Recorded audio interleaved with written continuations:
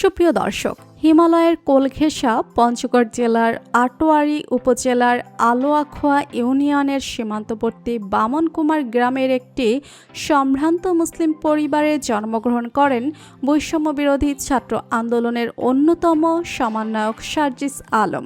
আপনারা সবাই কম বেশি সার্জিস আলমকে চিনে থাকলেও আপনারা কি জানেন তার আসল পরিচয় কি?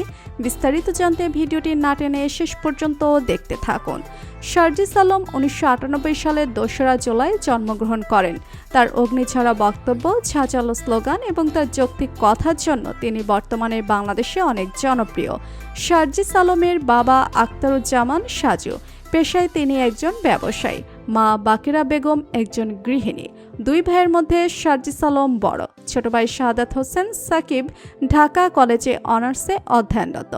দাদা তজির উদ্দিন একজন সফল ব্যবসায়ী ও একজন আদর্শ কৃষক। তার বাবা বাংলাদেশ আওয়ামী লীগের সাথে যুক্ত ছিল। তবে বর্তমানে সার্জিস আলমের পরিবার কোনো রাজনৈতিক দলের সাথে যুক্ত নন বলে জানা গিয়েছে। বাবা মা, আত্মীয় স্বজন, শিক্ষক ও বন্ধু মহল সবার কাছে অত্যন্ত প্রিয় একজন সার্জিস আলম। ছোটবেলা থেকেই তিনি প্রখর মেধাবী ও প্রতিবাদী ছিলেন।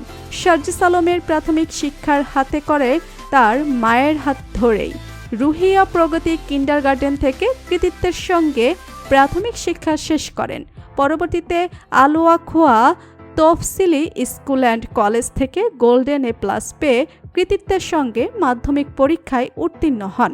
এরপর তিনি ঢাকায় চলে আসেন। ঢাকার BF শাহীন কলেজ থেকে কৃতিত্বের সঙ্গে উচ্চ মাধ্যমিক পরীক্ষায় পাশ করেন। সর্বশেষ ঢাকা বিশ্ববিদ্যালয়ের প্রাণিবিদ্যা বিভাগ থেকে অনার্স এবং মাস্টার্স সম্পূর্ণ করেন। সার্জিস আলমের পছন্দের খেলা ছিল ক্রিকেট। ঢাকা বিশ্ববিদ্যালয়ের স্টুডেন্ট অ্যাসোসিয়েশন অব পঞ্চগড় থেকে পেয়েছেন ম্যান অব দ্য টুর্নামেন্ট খেতাব। কৃতি শিক্ষার্থী হিসেবে পেয়েছেন অনেক সম্মাননা, স্মারক ও সংবর্ধনা। অমর 21 হল থেকে 2023 সালে টেবিল টেনিসেও পেয়েছেন পুরস্কার। বিতর্কিক হিসেবেও সার্জিস আলম অনেক সুনাম অর্জন করেছেন। 2022 সালে জাতীয় বক্তৃতা প্রতিযোগিতায় ঢাকা বিশ্ববিদ্যালয়ের ডিবেটিং সোসাইটি থেকে চ্যাম্পিয়ন হয়েছেন তিনি। এছাড়া বাংলাদেশ টেলিভিশন বিতর্ক প্রতিযোগিতা, রোকিয়া বিতর্ক অঙ্গন বিজয় 71 ডিবেটিং ক্লাব, সমাজ কল্যাণ ডিবেটিং ক্লাব, কবি জসিমউদ্দিন হল ডিবেটিং ক্লাব প্রকৃতির সঙ্গে যুক্ত ছিলেন তিনি।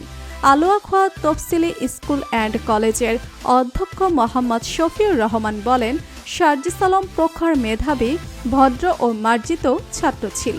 6ষ্ঠ শ্রেণী থেকে 10ম শ্রেণীর সর্বস্তরে প্রথম স্থানের অধিকারী ছিলেন সার্জিস আলম। সম্প্রতি কোটা সংস্কার আন্দোলনে, ছাত্র আন্দোলনে সার্জিস আলম সামনে থেকে আন্দোলনের নেতৃত্ব দিয়েছিল। সার্বক্ষণিক যোগাযোগ রেখেছেন দেশের প্রত্যেকটি শিক্ষা প্রতিষ্ঠানের সমন্বয়কদের সঙ্গে। আন্দোলনকে কিভাবে আরও বেগবান করা যায় সেই বিষয় নিয়ে সার্বক্ষণিক কাজ করেছেন সার্জিস আলম। আন্দোলনের সময় হয় সমন্বয়কের সঙ্গে তাকেও ডিবি হেফাজতে নিয়ে যাওয়া হয়। তখন তার পরিবার সহ এলাকাবাসীর সবাই দুশ্চিন্তায় পড়ে যায়। বিশেষ করে তার বাবা মা পরিস্থিতি দেখে অনেকটাই ভেঙে পড়ে। তো বন্ধুরা, বৈষম্য বিরোধী ছাত্র আন্দোলনের অন্যতম সমন্বয়ক সার্জিস আলমকে আপনার কেমন লাগে জানিয়ে দিন কমেন্ট করে। আর ভিডিওটি ভালো লেগে থাকলে একটি লাইক দিয়ে চ্যানেলটি সাবস্ক্রাইব করুন। ধন্যবাদ।